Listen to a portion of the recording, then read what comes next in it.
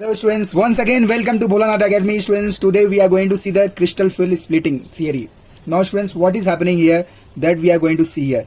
The splitting of the 5 degenerated orbitals. Now students, 5 degenerated orbitals, that means all the 5 orbitals having same energy we call as 5 degenerated orbital of the free metal ions. You know, metals are having d orbitals.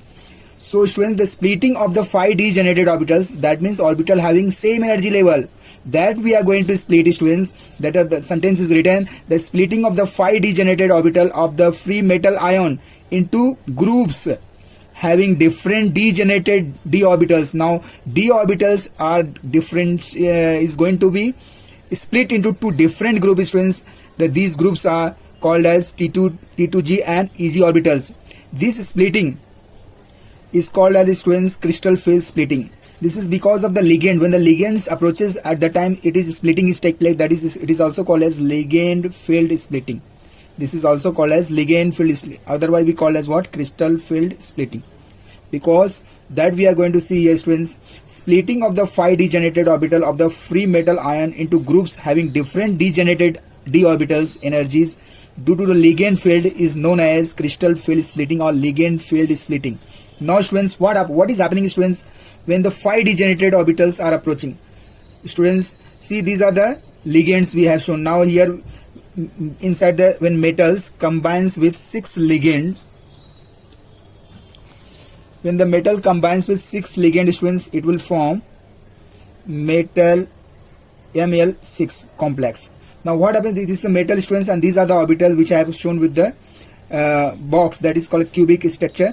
Inside the orbitals are there. Now what happens students, these ligands, 6 ligands are not approaching toward the vertices. Now they are, see the students, they are from the surface of the square. All the 6 ligands are approaching towards the metal orbitals. What is happening students, metal combines with these 6 orbitals and form this complex Ml6. Now what happening students, inside the d orbitals, the metals which has d orbitals students, first it has, this is a degenerated orbitals. All orbitals, 5 orbitals are having same energy, we call as what? Degenerated orbitals. These are the degenerated orbitals students, all are having same energy. When the ligands approaches students, what happens? There is splitting. These degenerated orbitals, 5 degenerated orbitals will split into T2G. This is 3 orbitals we call as T2G, and this is 2 orbitals, group of 2 orbitals we call as EG orbitals. These 2 orbitals we call as EG orbital, and these 3 orbitals all are having same energy. So that is why we call as it is one group. That group name is what? T2G. And here we have 2 group we call as EG orbitals. Now students, these 5 degenerated orbitals are going to be split into 2 degenerated groups. See, EG orbitals and T2G orbitals. EG orbitals has 2 same orbitals, and when you comes to the T2G orbitals, you will find there's 3 orbitals which are all are having same energy. So this is called as degenerated orbitals T2G, and this is also 2 orbitals we call as, it is also called as degenerated orbitals of EG. So these are the 2 groups students, EG orbitals and T2G orbitals we have got when the ligands approaches toward the metal or d orbitals. So it is splitting into 2 groups. So students, 5 degenerated orbitals are now you got when the ligands approaches. This is here we have written in absence of ligand. Now there is no splitting. When the ligand will approaches, what there is a splitting is taking place. So students, this way we call as what? Ligand field splitting. This is because we call as ligand field splitting. Now what happens students in octahedral complexes students, Ml6 we call as what? Octahedral complex. In octahedral complex, 6 ligand occupy their position at the vertices of the regular octahedron.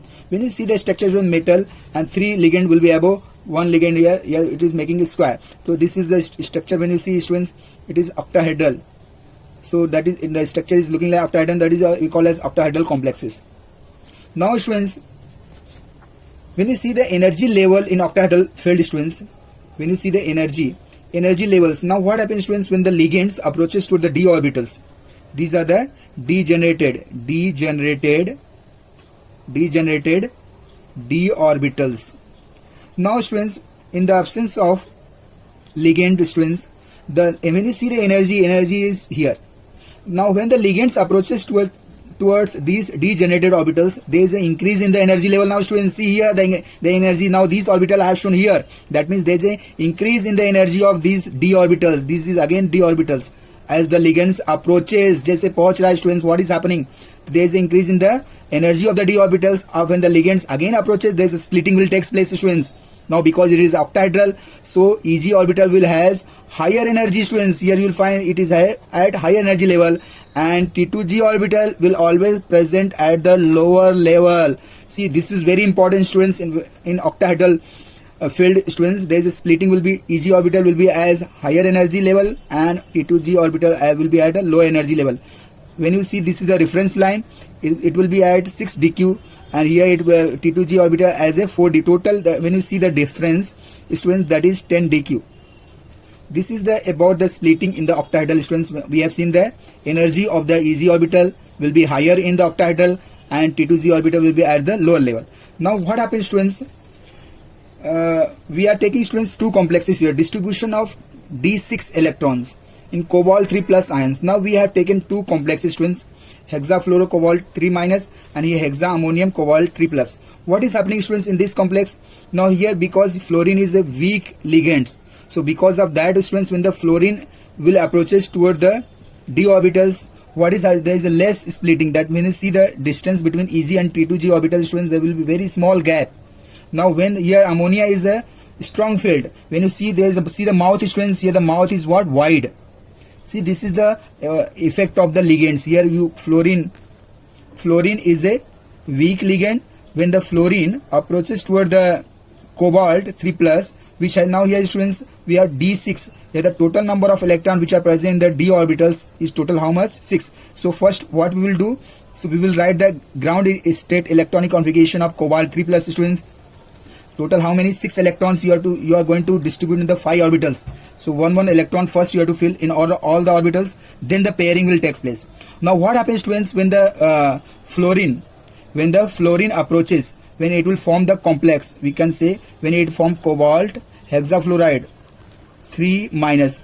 Because of fluorine, students, how we are going to see the, students, how these 6 electrons are going to be present in the cobalt 3 plus ions, metal ions, students. So 6 electron, how you are going to fill, students, in Eg and T2G orbitals? So first you have to fill all the electron singly.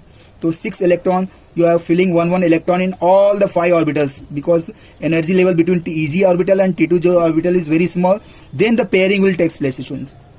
That means when you see total number of unpaired electrons, students, here unpaired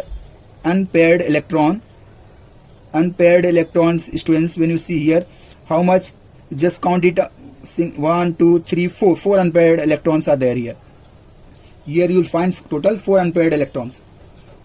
Understood, students? That means here you are having, we called as 4 unpaired electrons, we called as what? High spin.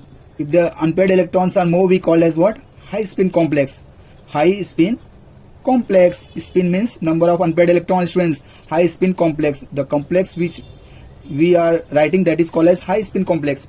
Now what happens, students, when the ammonia is approaches toward the cobalt 3 plus? First you have to distribute the d6 electron in cobalt 3 plus, students. 6 electrons, first you have to fill all single electron like this. You have to follow the Hund's rule, then the pairing will take place.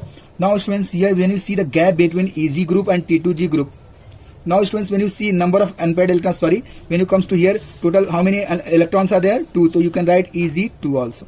Here you can write what? T2G 4 electrons. Now here, students, how? Because the gap is very large, students, energy difference between the Eg and T2G orbital is very large. So all the 6 electrons are going to be occupied in T2G orbital, students. First you have to, electrons will go in single, then the pairing will take place. See, students, here you will not find any unpaired electrons. Here unpaired electrons are 0, and there is no unpaired electrons. We call as what? Low spin complex. Low spin complex is formed. When the ligands are strong, students, you will find that complex will be always low spin complex. We call as low spin complex. That means this complex is low spin complex, and this is what? High spin complex. Understood, students? Now here there is no electron, so Eg 0 and T2G how much? 6. So this is the distribution of the electrons in octahedral both are octahedral complex, students. Now this is about the octahedral complex, students. In next video we are going to see the tetrahedral complex. Thank you very much, students. If you like my video, please share it, subscribe it. Thank you very much.